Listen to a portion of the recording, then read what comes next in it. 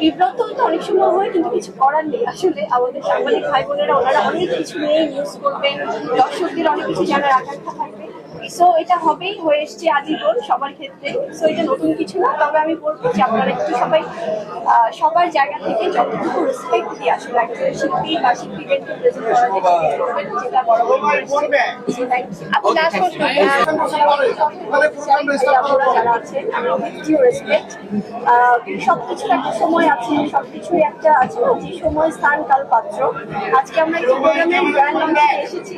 So এখানে আসলে আমরা হুটহাট করে কোনো বিষয় নিয়ে কথা বলাটা খুব সেন্সিটিভ হয়ে যায়। সো আমার মনে হয় যে আপনারা যারা আছেন সবাই আমার পরিবার, সবাইকে আমি অনুরোধ করবো, সবাই হয়তো এটা আমরা আমাদের দেশেও দেখি, বলিউডেও দেখি, অনেক রকমের নিউজ হয়, অনেক কিছু হয়, কিন্তু সবকিছু আমি এটা বলছিলাম যে খুব পার্সোনাল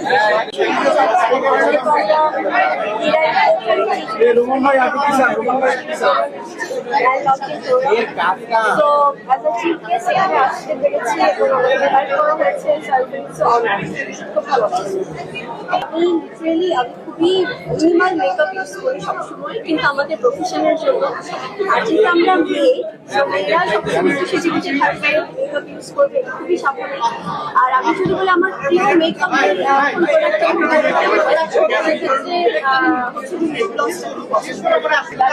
মানেই আমার কাছে মনে হয় আমার এই ভালোবাসা নিয়ে মানুষ সবার ভালোবাসা নিয়ে প্রতিদিন ভ্যালেন্টাইন ডের মতো পালন করতে চাই। আর স্পেশাল প্ল্যান অবশ্যই থাকবে।